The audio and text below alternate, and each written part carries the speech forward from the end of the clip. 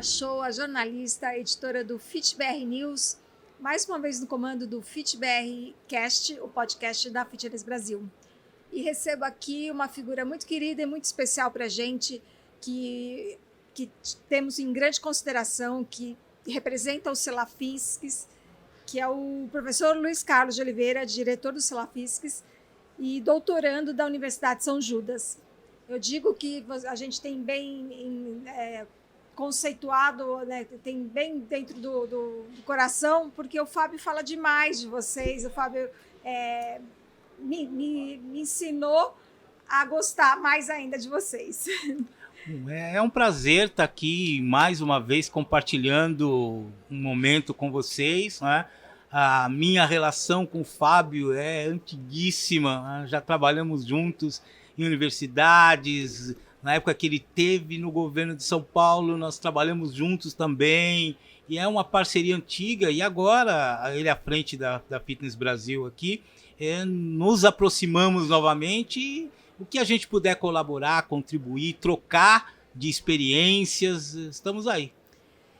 Vou começar pedindo para você explicar o que é o Selafisques, né? Porque a gente fala muito que é um centro de estudos do esporte, né?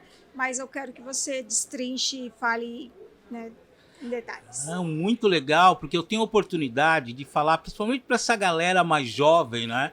De um centro de estudos do Laboratório de Aptidão Física de São Caetano do Sul, que tem 48 anos de atividade. Quer dizer, nós estamos trabalhando já para o nosso cinquentenário em 2024. É uma instituição de 50 anos.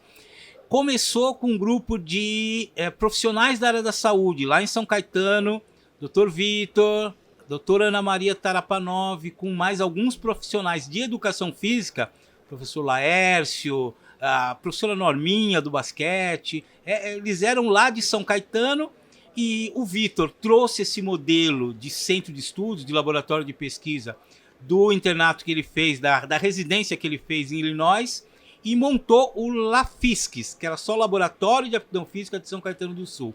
Posteriormente, virou um CELAFISCS, o Centro de Estudos do Laboratório, né?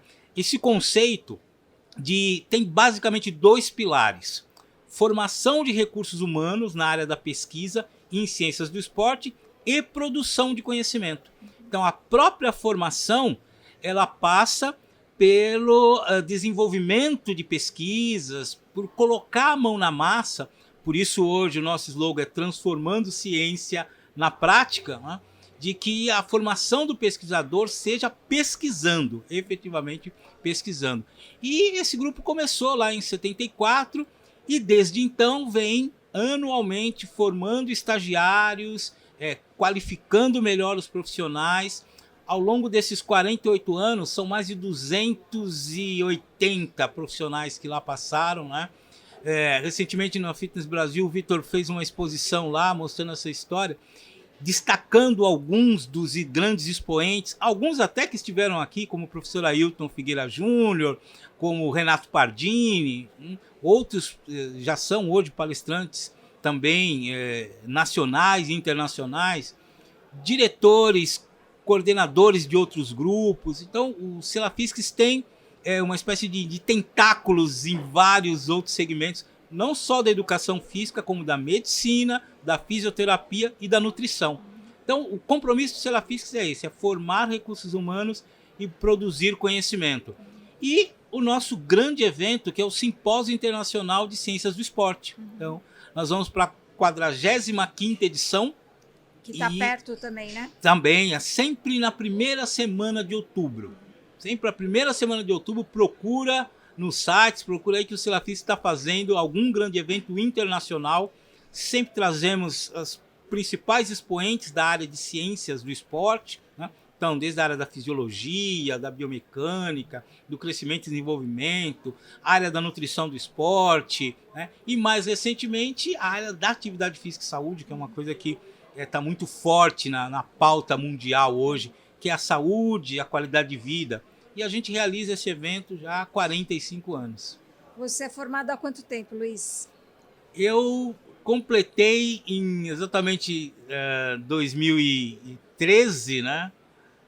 2013 não, desculpa. Recentemente, 2019, eu completei 30 anos. Nossa, Eu sou da turma de 89 da FEC do ABC. que legal. Eu sou bem contemporâneo do Fábio. O Fábio fez FEFISA, eu fiz FEC do ABC. Acho que ele se formou em 88 e eu me formei em 89. Muito legal. E uma curiosidade que eu tenho, porque eu já ouvi algumas histórias aqui, você escolheu a educação física ou foi um acaso? Porque a gente escuta histórias até de acaso, mas que deram super certo, né? Na verdade, eu estava de alguma forma ligado ao esporte. Eu fui atleta. Né? Eu fui um atleta desde de infantil, da categoria infantil. Eu fui atleta do Centro Olímpico de Treinamento e Pesquisas, que é um órgão da Prefeitura de São Paulo. E lá eu conheci o Vitor, lá eu conheci o Jesus Soares, porque Qual é a tua modalidade, a tua especialidade no esporte? eu era corredor de 100 metros rasos, né?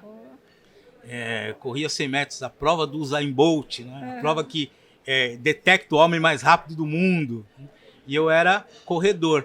E a sigla COTP é Centro Olímpico de Treinamento e Pesquisa. Então existia um centro de pesquisas dentro do Centro Olímpico. E lá que eu conheci o Vitor. O Vitor foi meu médico. Né? Antes de eu ser acadêmico, então ele foi meu médico.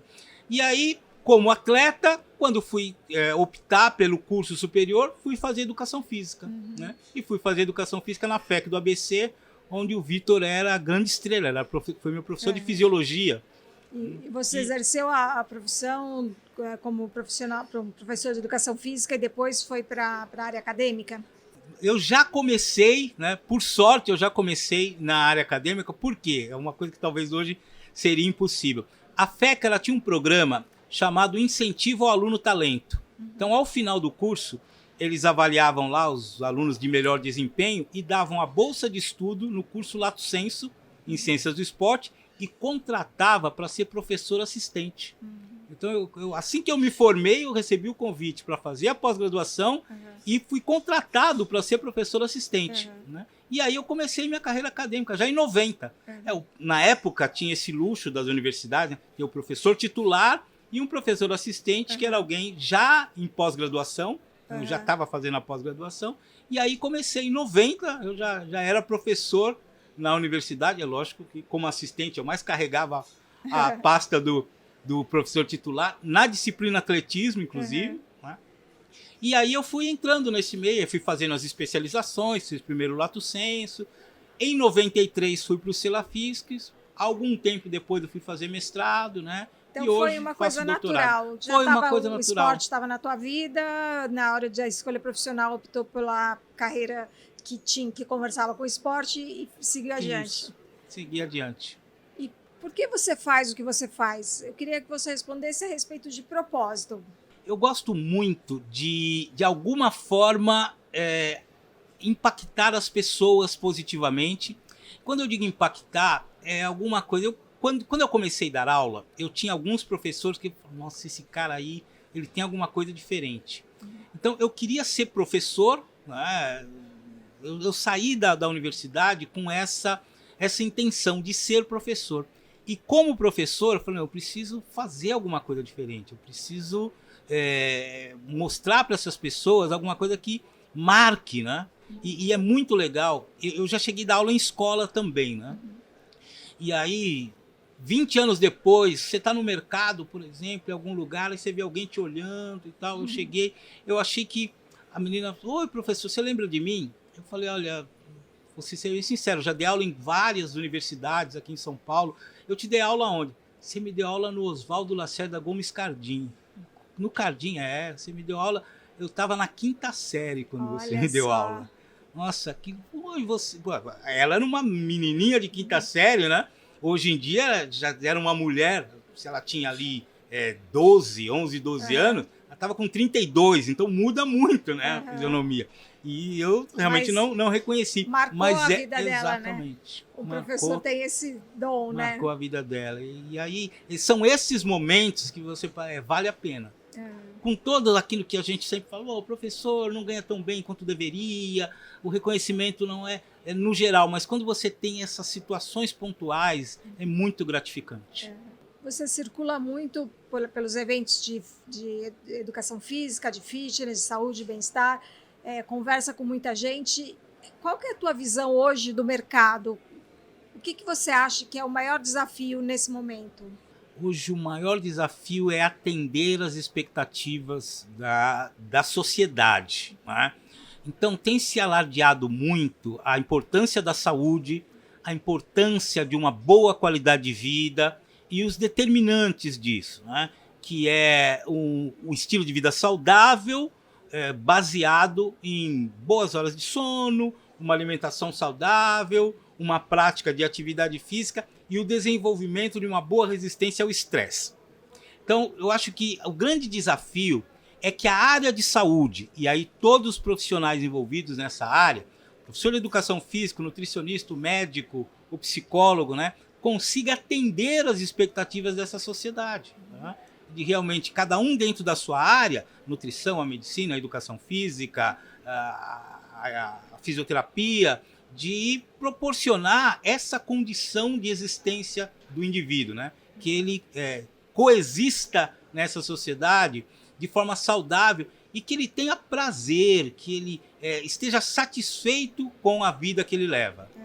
O que você tem de novidades em relação a estudos, a pesquisas? Assim, tem alguma coisa que dá para dar uma dica para os ouvintes, para eles ficarem ligados? Sim, tem uma excelente pergunta, me dá a oportunidade de falar que hoje em dia a atividade física, que é uma coisa que já vem sendo disseminada desde ali do final da década de 80, início da década de 90, que fazer atividade física é bom e tal, muito legal. Mas mais recentemente, o comportamento sedentário tem sido considerado um determinante isolado para os fatores de risco da saúde, né?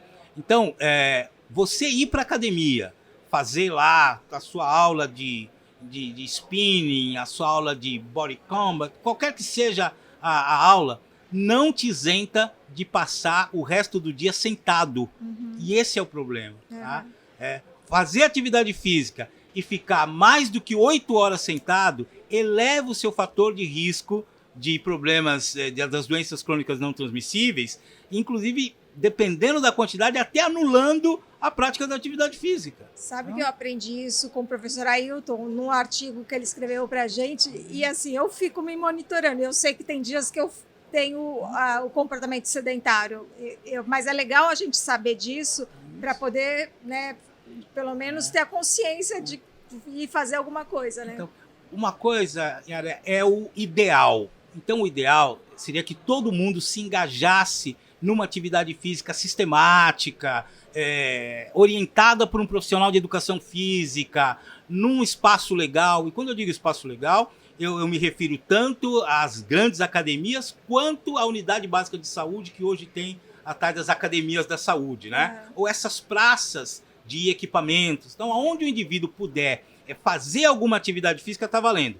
Mas o ideal, obviamente, é que ele tenha orientação e faça o melhor possível, né? Dentro de todas as diretrizes e todos os parâmetros, né? Mas quebrar o tempo sentado, realmente depois dessa época de pandemia, com a tal dos trabalhos remotos, as pessoas foram para casa e passaram... Eu mesmo se eu não tivesse esse conhecimento, eu não sabia, cada 1 hora que eu estou sentado, eu preciso levantar. Não posso emendar 2 horas sentado. Né? Então eu tenho que levantar, dar uma esticada, vou até a cozinha, vou até o quintal, faço alguma coisa que faça eu mexer.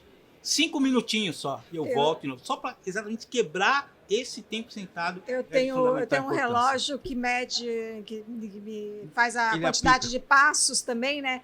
E tem dias que eu tá terminando o dia, tá lá 9.532 passos. Aí eu falo, preciso andar mais 400 e tanto para completar minha cota de 10 mil passos, né? Que é o que eu defini para mim, né? Você citou a questão desses equipamentos hoje, você tem os relógios, os celulares e tal.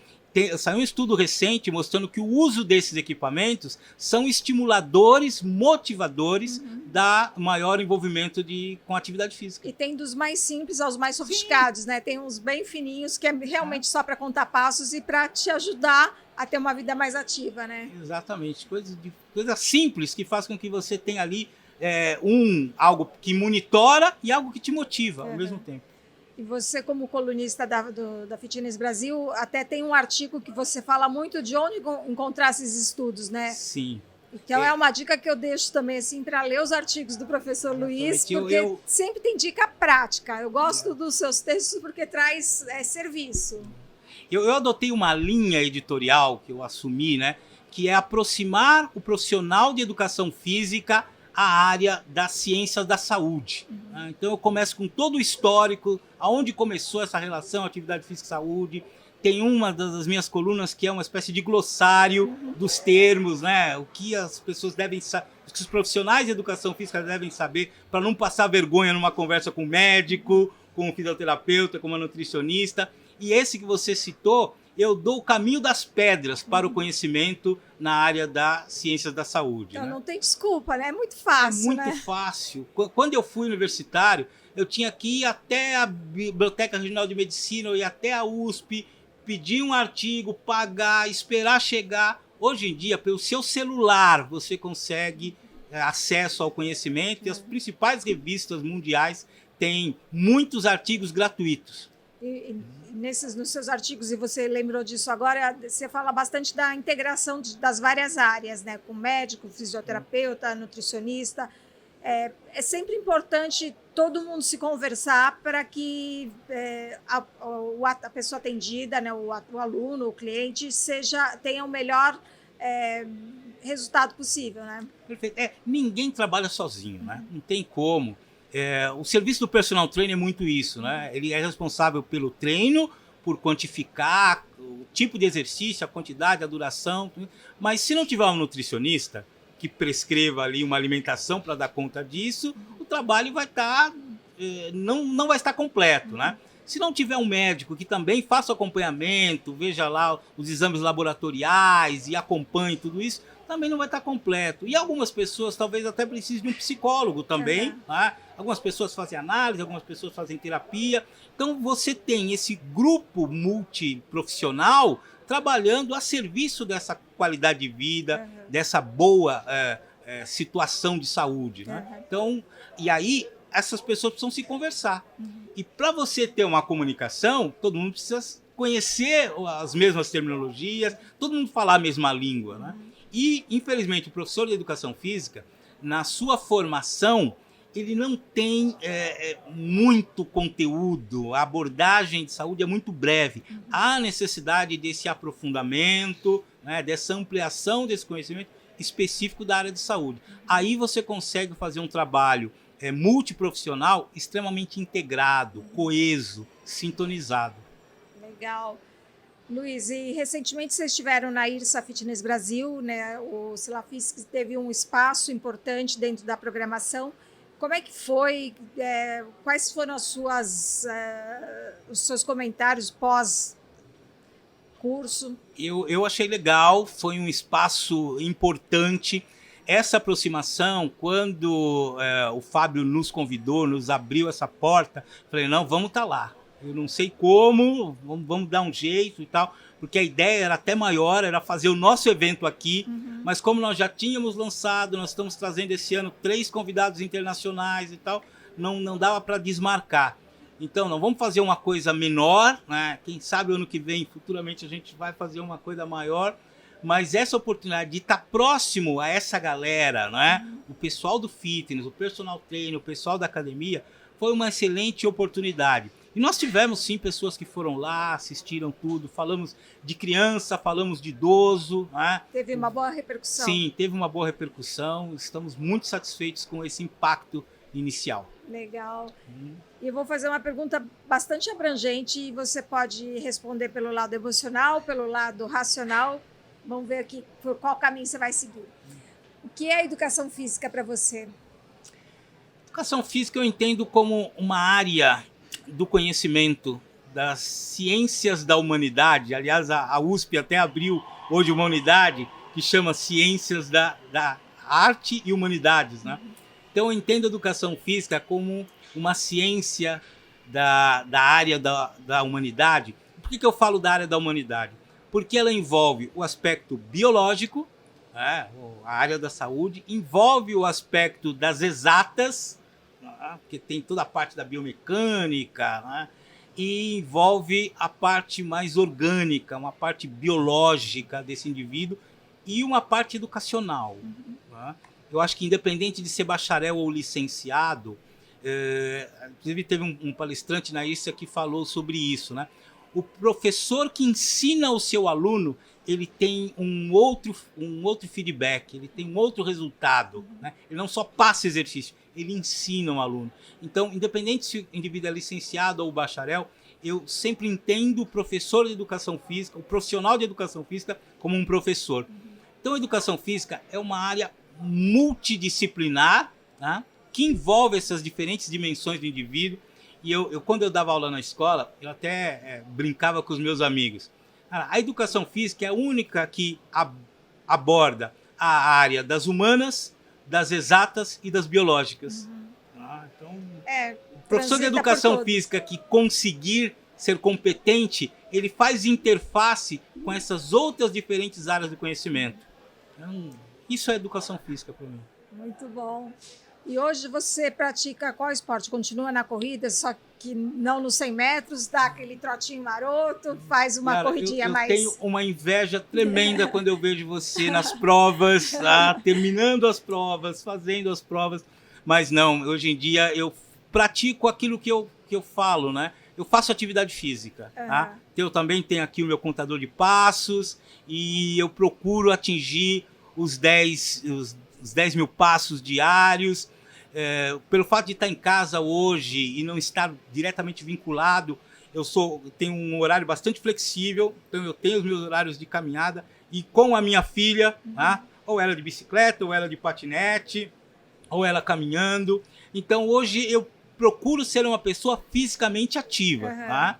Estou me programando para voltar para a musculação, de tanto o professor Ailton me falar, ele disse, você precisa fazer exercício de força. Você está envelhecendo, você precisa fazer exercício de força. Tá? Já passei dos 55, né? Então, junto. Exercício de força é importante. Eu pretendo voltar a fazer exercício de força também. Mas, por enquanto, caminhadas e atividades físicas com a minha filha. Melhor exercício que tem. Com certeza, né? O importante é estar em movimento, Sim. né? E vários dos seus colegas falam da importância do profissional de educação física que marca vidas, né? E eu sempre dou meu depoimento pessoal e, assim, com certeza, foi um professor de educação física, né? Eu comecei a correr há 17 anos, eu já estava perto dos 40 anos, e se não fosse isso, talvez eu não tivesse a saúde, o fôlego que eu tenho hoje, né? Provavelmente não teria, se eu tivesse mantido aquele estilo sedentário que eu tinha antes. Então, assim, transforma vidas, né? Dá um brilho no olho da gente. E assim, eu sou eternamente grata a um profissional de educação física e que cada vez mais os profissionais toquem a vida das pessoas, né? Esse é o nosso objetivo, né? Agora, no final recentemente na ISA, no final da minha fala lá, foi assim, eu quero pactuar com vocês, professores que estão aqui, né? De que nós temos o compromisso de atender às necessidades da sociedade no sentido de proporcionar para elas uma melhor educação, uma melhor condição de saúde, a possibilidade de praticar esporte e, em última instância, uma melhor qualidade de vida. É isso que o profissional de educação física deve proporcionar à nossa sociedade. Que a medicina está levando a gente a viver mais, né? Acho que muito mais recursos que a gente, né? A era moderna também, a gente consegue viver mais, mas a gente tem que viver melhor, né? E para isso precisa Exatamente. de uma base ligada à atividade física, né? Com certeza. Luiz, e para te encontrar, para falar com o Selafisques, como é que faz o site ou Instagram, rede social? Como é que as pessoas te acham? Bom, eu tenho o meu perfil no Instagram, né? É prof.luiz C. Oliveira. Luiz com S, C. Oliveira, tudo junto. Tá? Me segue lá, que eu estou sempre postando informações acadêmicas, científicas, dicas bastante interessantes. E o site, o Selafisques também tem o seu perfil, né? É Selafisques, só Selafisques, mais nada. Tá? E o próprio site do Selafisques, www.selafisques.org.br.